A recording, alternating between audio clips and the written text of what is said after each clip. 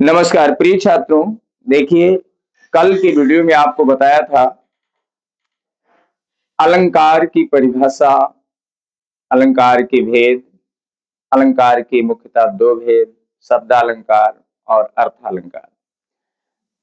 अलंकार काव्य की शोभा बढ़ाने वाले तत्वों को अलंकार कहते हैं। अलंकार का मतलब आभूषण होता है। जैसे शरीर पर आभूषण धारण किया जाता है तो शरीर की सुंदरता शोभा बढ़ जाती है, उसी प्रकार से कविता में, काव्य में अगर अलंकार नहीं है तो वो व्यर्थ है। यानी अलंकार से कविता काव्य की शोभा बढ़ जाती है।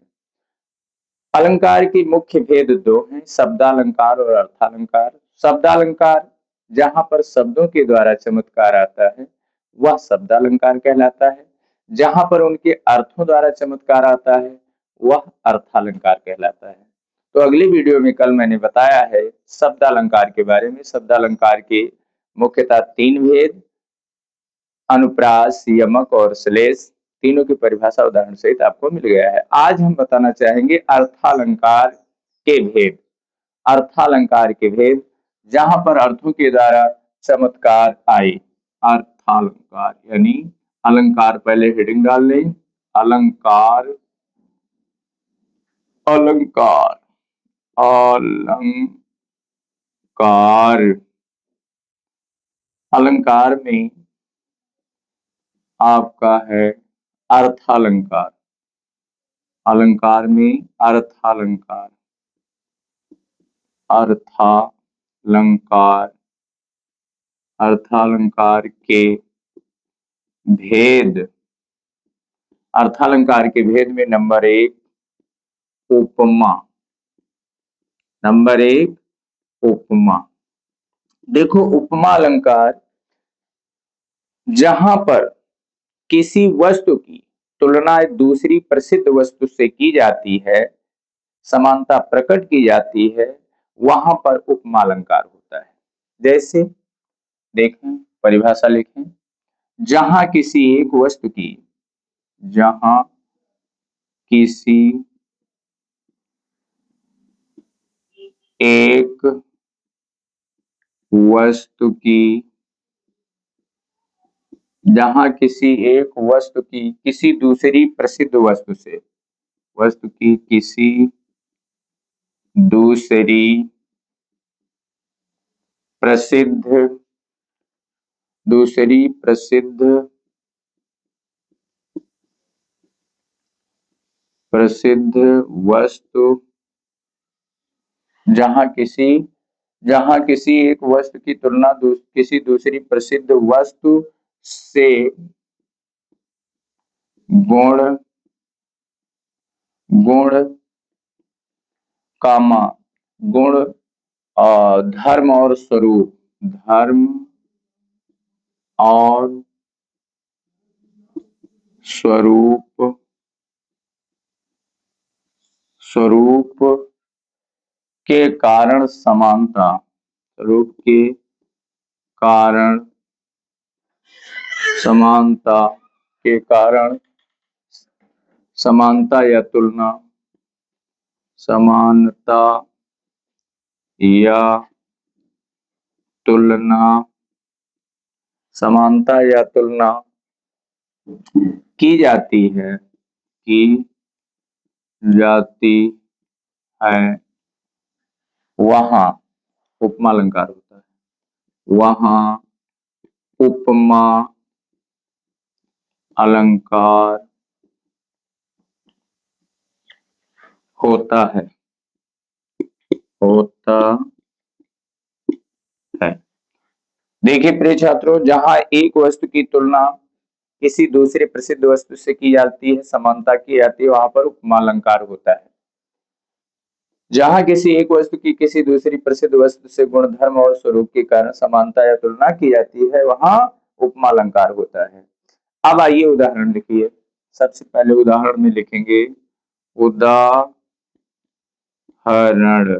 बहुत ही आसान उदाहरण है। पीपर, पात, सरिस, मन डोला, पीपर पात सरिस मन डोला। यहाँ पीपल का पत्ता और मन, मन पीपर का पत्ता और डोला शब्द, यहाँ पर समानता की गई है, यानी मन और पीपल के पत्ते की समानता की गई है कि दोनों में किस प्रकार का, मन कैसा है और इसमें डोला शब्द क्या है। उपमेय, उपमान और वाचक शब्द सब अलग अलग आपको बताएंगे। देखिए, पीपर पात सरिस मंडोला, अब ऊपर का हम मिटाल रहे हैं, ऊपर का मिटाल करके आपको समझाएंगे किस प्रकार से आपको लिखना है। सबसे पहले इसमें उपमेय उपमान जान लेंगे। सबसे पहले देखते हैं हम कि उपमान उपमेय और क्या क्या है। देखिए, सबसे पहले यहाँ पर स्पष्टीकरण अगर आपको देना है तो सबसे पहले यहाँ हेडिंग डाल लेंगे स्पष्टीकरण, स्पष्टीकरण, स्पष्टीकरण।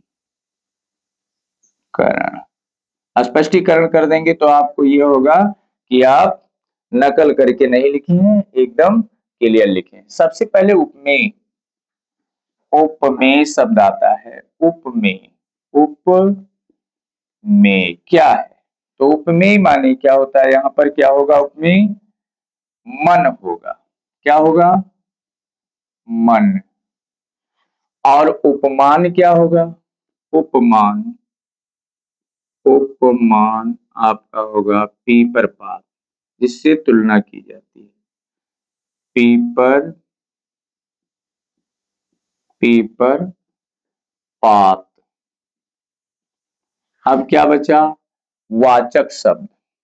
क्या बचा? वाचक शब्द, वाचक शब्द। वाचक शब्द में आता है सरिस। क्या आता है? सरिस। और अब बचा धर्म, साधारण धर्म, साधारण धर्म। साधारण धर्म क्या है? डोला। क्या है? डोला। देखो, पीपर पात सरिस मन डोला। उपमेय भी है, उपमान भी है, वाचक शब्द भी है और साधारण धर्म भी है। अब ये है क्या? उपमेय, उपमान, वाचक सब आपको लिखाया गया, लेकिन है क्या ये आप जान लें कि उपमेय किसे कहते हैं, उपमान किसे कहते हैं और साधारण धर्म किसे कहते हैं, ये भी तो आपको जानना जरूरी है। उपमेय, उपमेय, उपमेय, उपमान और यानी क्या क्या है इसमें देखें। सबसे पहले उपमेय लिखें, यहाँ पर आएगा नहीं, इसको मिटाल देते हैं, हाँ तभी आएगा। सबसे पहले आपको इधर बगल में एक में हो जाएगा। अब आप देखेंगे उपमेय, उपमेय लिखाया गया है। तो उपमेय है क्या? उपमेय जिस वस्तु की समानता बताई जाती है। उपमेय माने होता है जिस वस्तु की समानता बताई जाती है, जिस वस्तु की समानता बताई जाती है। और उपमान क्या है? उपमान भी लिखाया गया। उपमान, उपमान क्या होगा? जिस वस्तु से तुलना की जाए, जिस वस्तु से तुलना की जाए। यहां मन और पीपर का पत्ता है, मन और पीपल का पत्ता है। तो जिस वस्तु से तुलना की जाए, यानी मन जो है पीपल के पत्ते के समान या मन की तरह पीपल का पत्ता यानी हिलता डुलता हमेशा रहता है। जिस वस्तु से तुलना की जाए, ये हो गया उपमान। उपमान और उपमेय क्या है कि जिस वस्तु की समानता की जाए। और अगला क्या शब्द बताया गया है आपका, वाचक शब्द। वाचक शब्द बताया गया। तो वाचक शब्द क्या होगा आपका, समानता को व्यक्त करने वाला शब्द। समानता, समानता को व्यक्त करने वाला शब्द, ये आपका हुआ वाचक शब्द। अब अगला है साधारण, साधारण धर्म। साधारण धर्म क्या है, साधारण धर्म आपका होगा डोला। क्या होगा, साधारण धर्म जो गुण उपमान, जो गुण उपमान, उपमान, जो गुण उपमान और उपमान और उपमेय में समान, उपमेय में समान, उपमेय में समान रूप से रहता है।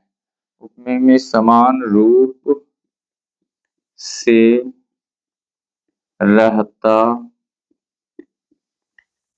है। देखिए उपमेय क्या है, उपमान क्या है और वाचक शब्द क्या है, साधारण धर्म क्या है, ये आपको जानना जरूरी है। उपमेय मतलब होता है जिस वस्तु की समानता, जैसे कि बताया गया कि किसी वस्तु की तुलना एक प्रसिद्ध वस्तु से की जाए, वहां पर उपमा अलंकार होता है। तो यहाँ पर जिससे समानता बताई जाए, यानी पीपल का पत्ता मन के समान, मन की तरह हमेशा यानी डोलता रहता है, हिलता रहता है, सरिस डोलता रहता है। तो जिस वस्तु की समानता बताई जाती है वो है उपमेय, और जिस वस्तु की तुलना की जाती है वो है आपका उपमान। वाचक शब्द समानता को व्यक्त करने वाला शब्द, यानी यहाँ पर है पीपर पात सरिस मन डोला। पीपल का पत्ता सरिस मन डोला, सरिस मन डोला यानी मन की तरह ये पीपल का पत्ता भी सरिस माने यानी हिलता रहता है, हमेशा चलायमान। जैसे मन भी हमेशा चंचल होता है, उसमें चंचलता होती है, हमेशा वो हिलता रहता है। तो यहाँ पर आपका वाचक शब्द होगा समानता को प्रकट करने वाला। तो ये है सरिस शब्द है, ये दोनों को समान रूप से प्रकट करने वाला शब्द है। और साधारण धर्म जो गुण उपमान उपमेय में समान रूप से रहता है, यानी डोला शब्द उपमान और उपमेय दोनों में है। डोलना यानी मन भी डोलता है, पीपल का पत्ता भी, दोनों में समान शब्द हैं।